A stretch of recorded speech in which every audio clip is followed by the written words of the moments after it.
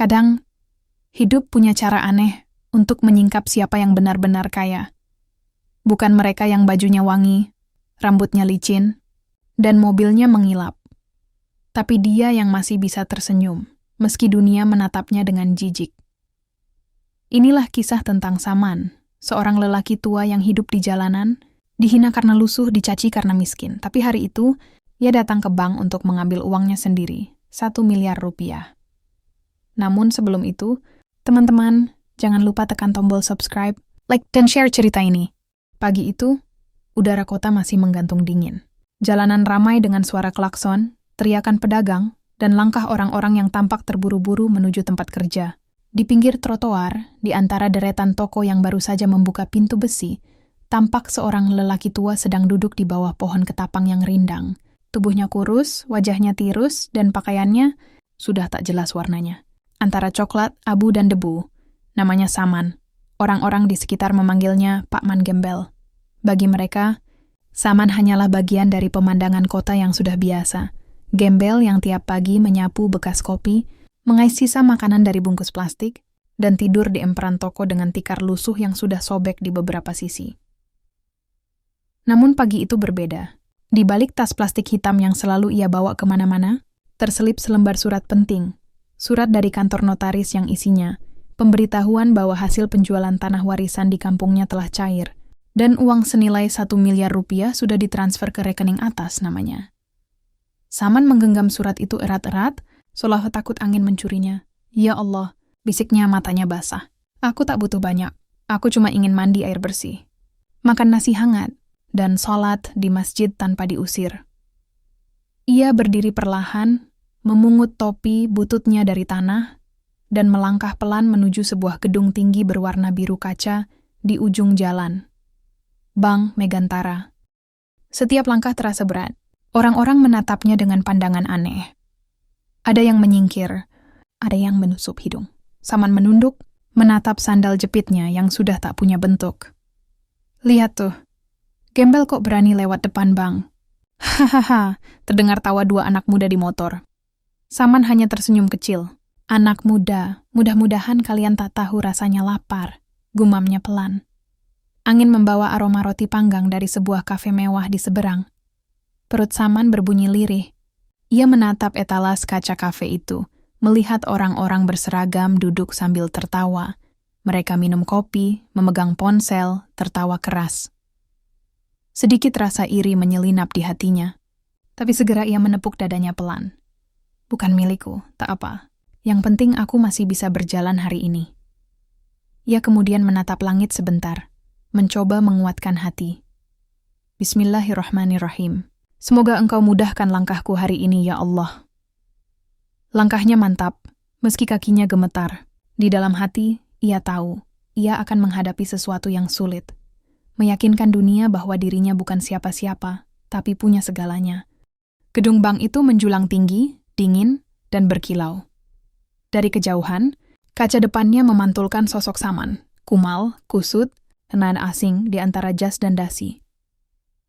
Ia berhenti di depan pintu kaca otomatis, tapi pintu itu tidak terbuka. Sensor gerak tak mengenali langkah gontainya. Ia mundur selangkah, lalu maju lagi. Baru kali ini pintu itu bergeser pelan, seolah enggan. Begitu ia masuk, udara dingin dari AC langsung menyergap tubuh tuanya. Ia sedikit menggigil. Lantai marmer putih bersih memantulkan bayangannya. Ia menunduk dalam, takut kotoran di sandalnya meninggalkan jejak. Di ruang tunggu, beberapa nasabah menatapnya. Ada yang melirik cepat, ada yang menutup tasnya erat-erat. Saman melangkah menuju meja satpam dengan suara langkah yang pelan. Permisi nak, suaranya parau. Saya mau ambil uang. Satpam muda itu menatapnya dari atas ke bawah. Dahi satpam itu berkerut, bibirnya mencebik. Ambil uang di sini? Katanya nada suaranya setengah mengejek. Iya nah, saya mau ambil uang tabungan saya, jawab Saman lirih. Satpam itu mendengus dan tertawa kecil. Pak, ini bank, bukan posko bantuan. Kalau mau minta sedekah, depan ada masjid. Jangan ganggu nasabah. Suara satpam itu cukup keras hingga beberapa nasabah menoleh. Seorang ibu yang duduk di kursi tunggu mengernyit. Astaga, Gembel kok bisa masuk sih? Yang lain menimpali. Tuh kan, saya bilang, harusnya pintu depan dijaga ketat. Nanti dibilang bank kita tempat pengemis lagi. Saman menunduk makin dalam. Ia merasa darahnya naik ke wajah.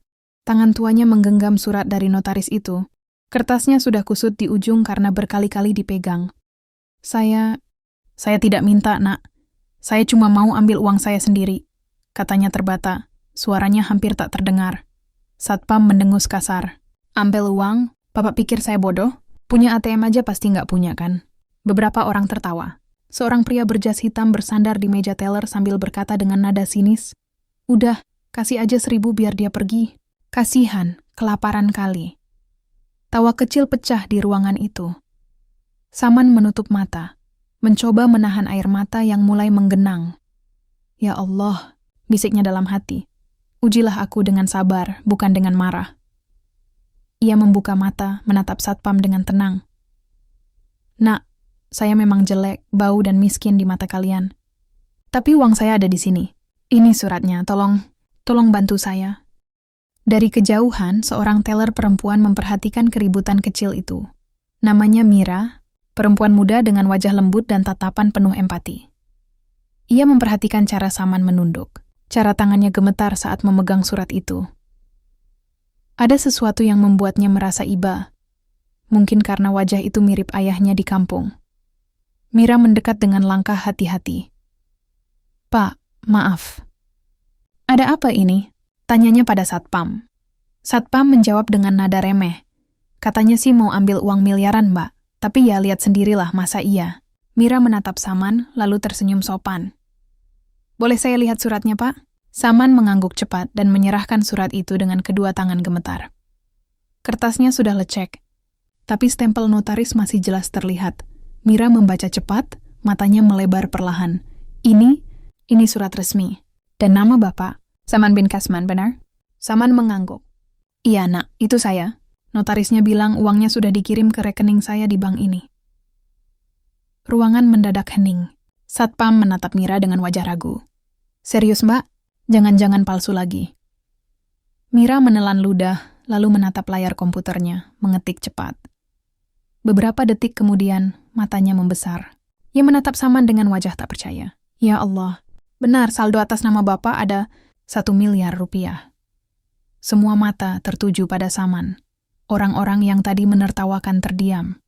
Yang menutup hidung mulai menurunkan tangan mereka. Suara langkah kaki, suara printer, semuanya mendadak lenyap. Saman menunduk, menahan air mata yang akhirnya jatuh. Ia berbisik pelan, hampir seperti doa, "Terima kasih ya Allah. Akhirnya Engkau tunjukkan siapa aku sebenarnya." Keheningan itu terasa berat. Bahkan mesin antrean yang berbunyi nomor 112, silakan ke teller 2 pun terdengar janggal di telinga semua orang. Mira menatap layar monitornya sekali lagi, memastikan tak salah lihat. Benar, saldo itu ada. Terasa pribadi muda, satpam muda yang tadi menatap sinis kini menelan ludah, langkahnya kaku. Maaf Pak, ucapnya terbata. Tapi Saman tidak menatapnya. Ia sibuk menatap lantai yang berkilau, di mana bayangan dirinya tampak seperti bercanda, seorang gembel di tengah kemewahan. "Apa saya boleh ambil sedikit uang, Nak?" Suara Saman lembut. "Nggak banyak. Cukup 2 juta saja. Saya mau beli baju bersih, sabun, dan sandal yang nggak bolong." Mira menatap lelaki tua itu lama. Ada getar di dadanya, entah karena iba atau kagum. "Bapak, mau saya bantu ya? Tapi kita harus verifikasi dulu," katanya lembut. Saman mengangguk patuh. "Saya ikut saja, Nak. Saya cuma pengen hari ini bisa mandi air hangat." Satpam menunduk dalam, wajahnya memerah. "Mbak, saya tadi keterlaluan," gumamnya pelan, tapi cukup terdengar oleh beberapa orang di sekitar. Mira hanya menatapnya singkat, lalu berbisik, "Lain kali jangan nilai orang dari bajunya." Masker, satpam itu menunduk makin dalam. "Iya, Mbak." "Saya malu." Saman diajak ke ruangan kecil ber-AC di belakang teller. Kursinya empuk, tapi ia takut duduk, khawatir kotor. Mira tersenyum dan berkata, "Duduk saja, Pak. Ini kursi. Bukan emas." Saman tertawa kecil menutupi wajahnya. "Saya nggak biasa duduk di tempat sebagus ini." Sambil memeriksa dokumen, Mira bertanya, "Bapak tinggal di mana?" Saman menjawab jujur, "Di emperan toko depan jalan sana. Dulu saya punya rumah di kampung, tapi dijual buat bayar utang dan biaya pengobatan istri. Sekarang tinggal saya sendiri. Nada suaranya tenang, tapi matanya berkaca-kaca. Mira menunduk. Bapak hebat. Masih bisa tersenyum meski kehilangan banyak. Saman tersenyum. Kalau saya marah, apa yang berubah? Dunia nggak peduli marah saya, Nak. Tapi kalau saya sabar, kadang Allah kirim orang baik. Seperti kamu. Sementara itu, di luar, suasana bank berubah. Orang-orang yang tadi menertawakan kini saling berbisik malu. Pria berjas hitam yang paling keras mengejek tadi menatap ke arah ruangan kaca, wajahnya pucat. Ih, ternyata beneran dia kaya, gumamnya pelan. Ibu-ibu yang tadi menutup hidung kini pura-pura sibuk dengan ponselnya. Ada rasa bersalah yang tak bisa disembunyikan. Seorang nasabah pria berumur berkata lirih, dunia ini aneh, ya. Kadang yang kita hina justru lebih terhormat dari kita. Yang lain mengangguk pelan. Tak ada yang berani tertawa lagi. Setelah verifikasi selesai, Mira kembali membawa beberapa lembar uang pecahan 100.000 di amplop kecil. Ini, Pak. 2 juta seperti permintaan Bapak. Saman menerimanya dengan tangan bergetar. Terima kasih, Nak. 2 juta ini besar sekali buat saya. Mira menatapnya lembut. Padahal Bapak bisa ambil lebih banyak. Kenapa cuma segitu? Saman tersenyum samar. Saya takut banyak-banyak, Nak. Dunia itu aneh. Uang bisa beli banyak hal, tapi nggak bisa beli tenang. Saya cuma pengen tenang. Mira menunduk, hatinya seperti disayat pelan. Kalau semua orang kayak Bapak, dunia nggak akan serakah begini. Sebelum keluar dari ruangan, Saman berhenti di depan pintu. Nak, boleh saya minta tolong satu hal? Mira menatapnya. Apa itu, Pak? Kalau nanti ada gembel datang, jangan buru-buru usir. Kadang mereka cuma butuh didengar. Mira menggigit bibir menahan air mata. Iya, Pak. Ben Tandi. Begitu keluar dari ruangan, semua mata memandang. Satpam tadi segera menghampiri. Wajahnya benar-benar menyesal. Pak, saya minta maaf. Saya keterlaluan tadi. Saya pikir Bapak cuma mau minta-minta. Saman menatapnya lembut. Nak, kalau kamu tahu dari awal saya punya uang, kamu pasti sopan kan? Satpam terdiam, menunduk. Iya, Pak. Saman menepuk bahunya pelan. Berarti kamu bukan jahat, cuman belum belajar. Kalimat itu menampar semua orang di ruangan itu. Tanpa meninggikan suara, tanpa emosi, tapi dalam sekali. Saman melangkah menuju pintu keluar. Langkahnya masih tertatih, tapi kali ini tegak dengan wibawa. Ia menatap kaca besar di depan bank. Bayangan dirinya masih sama lusuh. Tapi di matanya ada cahaya yang berbeda, cahaya harga diri. Mira memanggil dari belakang. Pak Saman, kalau Bapak butuh bantuan, datang saja ke sini ya. Jangan ragu. Saman menoleh, tersenyum hangat. Terima kasih, Nak. Kalau saya datang lagi, bukan buat ambil uang, tapi buat bawa doa. Begitu keluar, udara panas menyambutnya. Tapi entah kenapa, panas itu terasa hangat, bukan menyengat. Beberapa tukang ojek di depan bank menatapnya heran. Loh, itu bukan Pak Gembel yang suka tidur di pos ronda? Kok keluar dari bank bawa amplop? Saman hanya tersenyum dan menatap langit. Allah Maha Adil, Nak. Kadang lama, tapi pasti tiba. Ia melangkah ke warung kecil di pojok jalan. Bu, nasi 1, pakai telur, sama teh hangat ya, katanya. Ibu warung menatapnya ragu. Beneran mau makan sini, Pak? Iya, Bu. Saya bayar kok. Jawab Saman sambil mengeluarkan selembar 100.000. Mata ibu itu membesar. Astaga, uang asli, Pak. Saman tertawa kecil. Asli, Bu. Tapi saya bukan orang kaya. Saya cuma lapar. Saat suapan pertama menyentuh mulutnya, matanya berkaca-kaca. Sudah lama ia tak makan dengan damai, tanpa takut diusir, tanpa rasa malu. Di depan warung, seorang bocah laki-laki kecil memperhatikan Saman. Pak, kenapa Bapak kotor banget tapi punya uang? Tanya polos. Saman tersenyum, menepuk kepala anak itu. Karena kadang orang kotor bukan karena dosa, tapi karena hidup gak adil, Nak.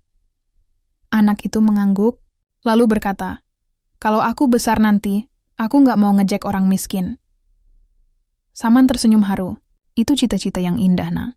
Tak lama, kabar tentang gembel yang punya uang miliaran menyebar cepat di sekitar pasar dan bank. Ada yang tak percaya, ada yang tertawa, ada juga yang merasa malu karena pernah menghina. Tapi Saman tak peduli. Ia tak ingin jadi terkenal. Yang ia tahu, hari itu hatinya damai. Di dalam hati ia berucap, "Hari ini, aku bukan siapa-siapa, tapi aku tidak malu menjadi diriku sendiri." Beberapa hari kemudian, Saman kembali ke bank, tapi bukan untuk ambil uang. Ia membawa 2 bungkus nasi padang dan 1 termos kecil berisi teh hangat. Satpam yang dulu kasar kini berdiri tegak. Wajahnya menunduk malu.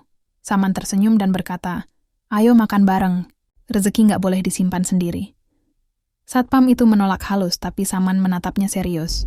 "Nak, jangan tolak kebaikan. Kadang Allah kasih kita kesempatan minta maaf, bukan lewat kata, tapi lewat nasi." Akhirnya, mereka makan di pos jaga. Diam-diam Satpam itu meneteskan air mata. Beberapa minggu berlalu, hidup Saman berubah sedikit. Ia tak lagi tidur di empran, tapi di kamar kecil kontrakan yang ia sewa dekat masjid. Setiap sore ia memberi makan kucing liar dan menyapa anak-anak yang lewat. Tapi satu hal yang tak berubah, kesederhanaannya. "Bapak nggak takut uangnya habis?" tanya seorang tetangga. Saman tersenyum. "Yang habis itu cuma uang.